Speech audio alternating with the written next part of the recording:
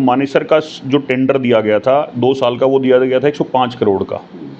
और जो यही tender same scope of work जो गुड़गांव का दिया गया था 2 साल का, वो दिया गया था 80 करोड़ का। रातों रात आप अगर एक हस्बैंड वाइफ दोनों आईएएस के पद पे तैनात हैं, आप समझिए ये बहुत आईएएस लॉबी के लिए कितनी बड़ी चीज़ है ये। और उन्होंने कोई काम ठीक करना चाहा और उन दोनों को एक सजा के माफिक और यहाँ से अगर ट्रांसफ़र कर दिया, ये तो मुख्यमंत्री जी को संज्ञान लेना चाहिए इस बात पे। तो हमने एक ट्रैक्टर को देखा, उस ट्रैक्टर के पीछे 2 ब्रश बंधी हुई थी और वो उल्टी डायरेक्शन में रोड पे धूल उड़ाता हुआ जा रहा था, रोड स्वीपिंग के नाम पे। नमस्कार, मैं हूं सुशील कुमार और आप देख रहे हैं पकड़ू.com। एक खबर चली जिसमें मानेसर में कई करोड़ के घोटाला का जिक्र हुआ।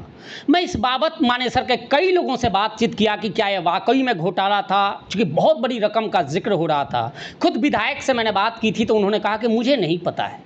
खबरें छपी, उस खबर की गूंज इस तरह बढ़ी, उस घोटाले की गूंज ऐसी हुई कि उस वक्त की तत्कालीन निगम कमिश्नर और जो आईएएस थी उनका रातों रात तबादला कर दिया गया। बात चलती रही, पटल पे आती चली जाती, लेकिन अभी हाल ही में 9 करोड़ का जुर्माना लगाया गया। 9 crore, 9 again I am saying, 9 crore का जुर्माना लगाया गया। और उसके बाद आज कई प्रबुद्ध लोगों ने निगम कमिश्नर से मुलाकात की। मुझे वहीं पहुंचना था, लेकिन मैं किसी कारणवश वहां नहीं पहुंचा तो मुझे पता चला कि प्रवीण मलिक हैं, जिन्होंने इससे पहले भी मामला उठाया था और इस पूरे मामले को ये सोशल मीडिया पे भी अपने खूब लिख रहे हैं और इस मामले को इन्होंने उजागर किया था। आज कमिश्नर से मिलने खुद गए थे।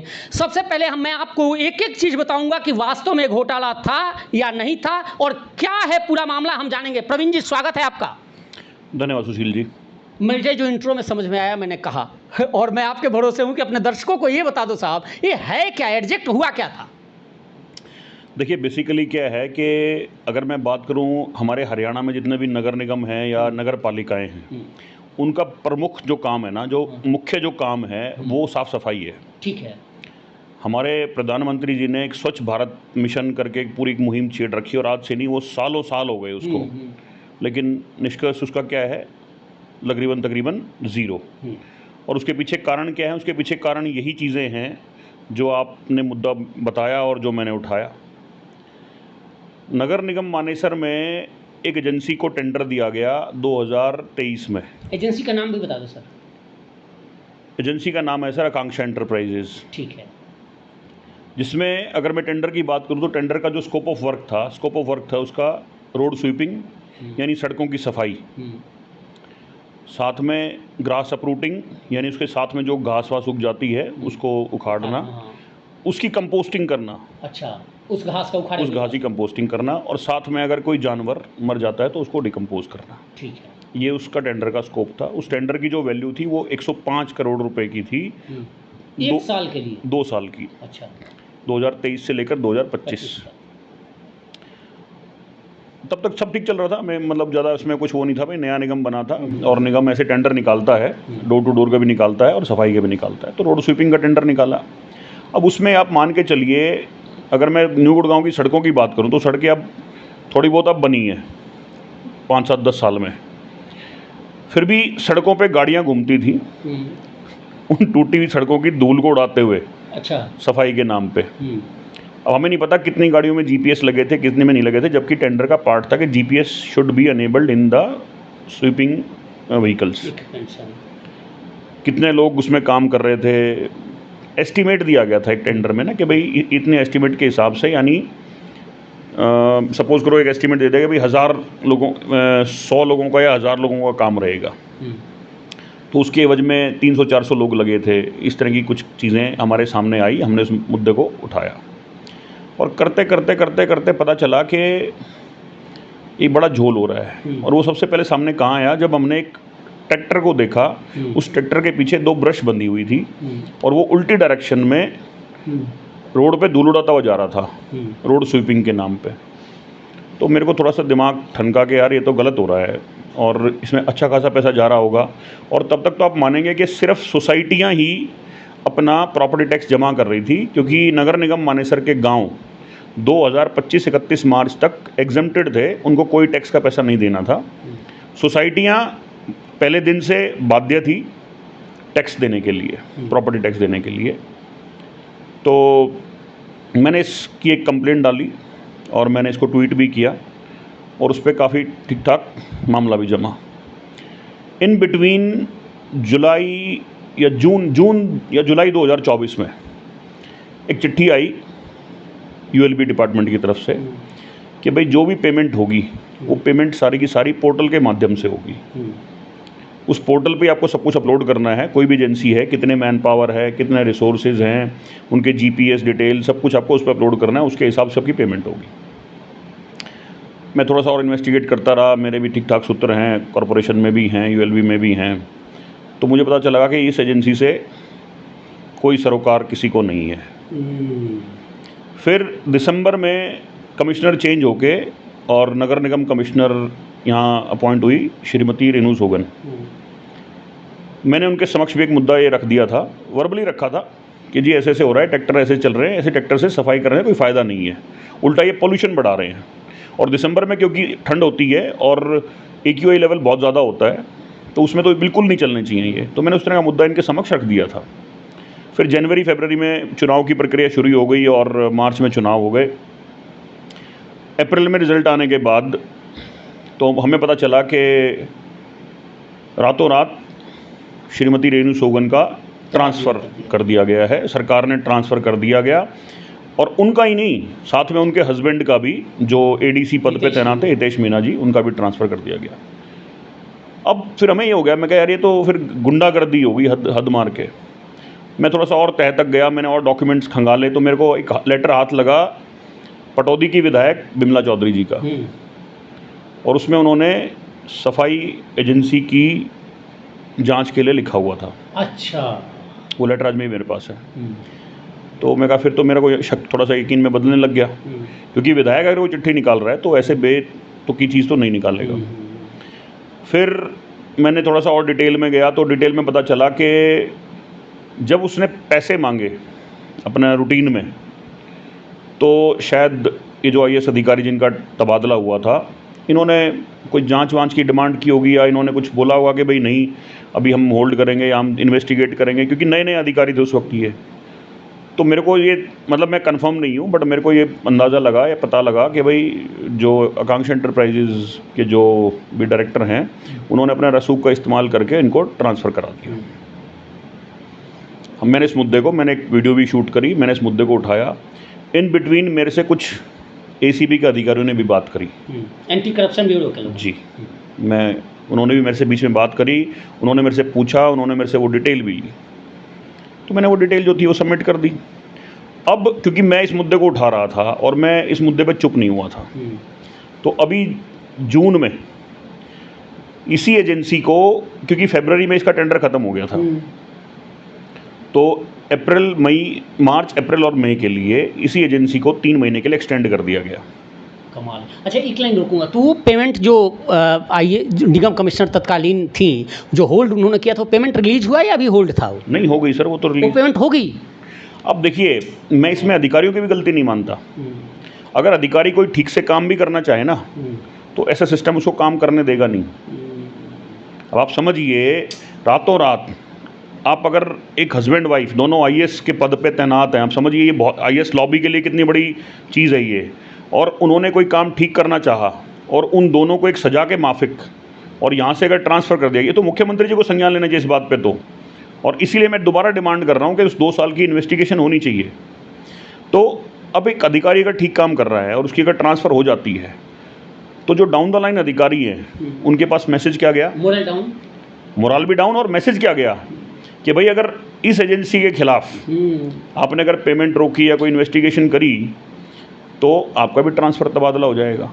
अच्छा, विधायक के लेटर निकालने के बावजूद पुनः एक्सटेंशन दे दिया।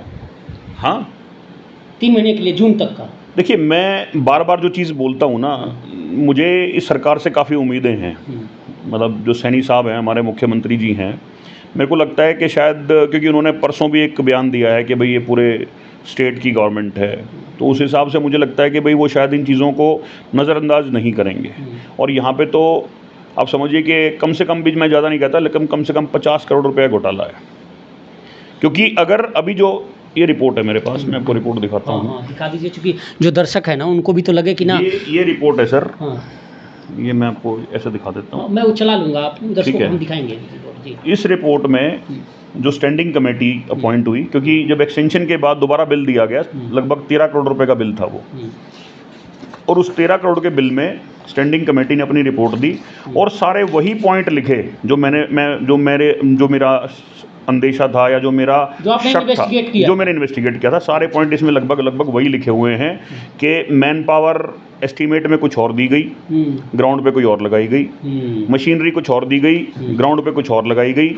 उन सब पॉइंट को, क्लॉज को, और जो अमेंडमेंट क्लॉज थे टेंडर के, उसके हिसाब से नगर निगम ने ये 9 करोड़ 17 लाख रुपए की पेनल्टी और डिडक्शन जो है वो इस एजेंसी पे इम्पोज कर दी। अच्छा भाई बिल जो है वो 13 करोड़ रुपए का है, ठीक है, उसमें से 9 करोड़ की पेनल्टी है, सिर्फ एक क्वार्टर की बात कर रहे हैं हम, 3 महीने की। तो मैं कह रहा हूँ कि भाई मेरी अब इसी मामले में एक IAS अधिकारी का रातों रात तबादला होता है, ठीक है। अब मेरी जो डिमांड है, मैंने आज चिट्ठी लिखी है, मैंने आज माननीय कमिश्नर साहब को भी चिट्ठी लिखी है, ये चिट्ठी है, मैंने ULB मिनिस्टर को भी चिट्ठी लिखी है, मैंने CM साहब को भी लिखी है, मैंने एडिशनल चीफ सेक्रेटरी ULB को भी चिट्ठी लिखी है, DC साहब को भी मैं लेटर दे के आया हूँ। मेरी सिर्फ डिमांड ये है, मेरा उस एजेंसी से कोई लड़ाई नहीं है, मैं जानता भी नहीं कौन है। नहीं, आप मानेसर की लड़ाई लड़ रहे हो सर? मैं सिर्फ अपने क्षेत्र की, इस स्टेट की, और जो ऑनेस्ट टैक्स पेयर है ना, मैं उसकी लड़ाई लड़ रहा हूँ। मेरा इंटरेस्ट कुछ नहीं है इसमें। आटे में नमक चलता है सर, नमक के फाके नहीं मारे जाते, ठीक है। सवाल आप बता रहे हो उसको बड़ा, हाँ, मेरे भी जहन में तो सवाल क्या है? एक सवाल यही है कि भाई इसकी प्रॉपर एक इन्वेस्टिगेशन हो। सवाल तो आप ये कर रहे हो ना कि जिस स्टैंडिंग कमेटी की रिपोर्ट पर इन पर 9 करोड़ का फाइन इम्पोज हुआ, तो फिर उसी रिपोर्ट पे उनकी पैसे कैसे उनको दे दिया गया? जो पहले ये तो अभी की रिपोर्ट है। नहीं, यही लेखुना तो उसमें भी था ना, हो सकता है, लेकिन उसकी इन्वेस्टिगेशन होगी तब पता चलेगा ना। अच्छा, उसकी भाई ये तो पोर्टल से पेमेंट करनी थी, क्योंकि उसमें लिखा हुआ है सर ULB के ऑर्डर में, मैं आपको ऑर्डर कॉपी भी दूंगा, कि द कंसर्न ऑफिसर, चाहे वो कमिश्नर है, चाहे वो एडिशनल कमिश्नर है, चाहे वो जॉइंट कमिश्नर है, चाहे वो ऑडिटर है, चाहे वो अकाउंटेंट है, दे हैव टू इंश्योर कि ये पेमेंट किससे हो, पोर्टल से। अगर पोर्टल से पेमेंट नहीं होती है तो दिल बी अ डिपार्टमेंटल इंक्वायरी, वो उसके लिए लायबल हैं। तो उस अधिकारी ने तो शायद गलत नहीं किया था। अब अगर इंक्वायरी बैठी है, ये जो हमारे अभी नए कमिश्नर साहब आए हुए हैं, इनके संज्ञान में चीज़ आई तो इन्होंने इन्वेस्टिगेशन करी, स्टैंडिंग कमेटी की रिपोर्ट आ गई, स्टैंडिंग कमेटी ने उस पर पेनल्टी लगा दी। तो मैं ये कह रहा हूँ कि अगर ये रिपोर्ट एक क्वार्टर में आई है और एक क्वार्टर में इतनी बड़ी कमी है, मतलब मोर देन 50% की डिडक्शन है, तो 105 करोड़ में 50 करोड़ का घोटाला नहीं हो सकता। कमाल, गजब, ये आपने कुछ नहीं कही, अपनी बातों से जवाब दे दिया जी। तो मैं तो सिर्फ तथ्यों पे बात कर रहा हूँ, और हो सकता है कि भाई वो साफ निकल जाए। चलिए, पार्ट ऑफ इन्वेस्टिगेशन। आज आपने कमिश्नर से मुलाकात की है, तो क्या किया? आज हमने कमिश्नर साहब से मुलाकात करके हमने खाली सिर्फ ये चिट्ठी दी है इसके बारे में, क्योंकि सही उचित समय नहीं था बात करने का, तो हमने अपनी चिट्ठी वहाँ पे दे दी है। मेरे पास रिसीविंग आ गई है चिट्ठी की, ये नगर निगम मानेसर की, और क्योंकि ये मामला बड़ा है और जो उनका एक्सटेंशन भी होके आया था वो ULB से होके आया था, और रिकमेंडेशन यहीं से गई थी म्यूनसिपल कॉर्पोरेशन मानेसर से, लेकिन एक्सटेंशन जो होके आया था वो हेड ऑफिस से होके आया था। तो इसमें हेड ऑफिस भी इक्वली रिस्पॉन्सिबल है।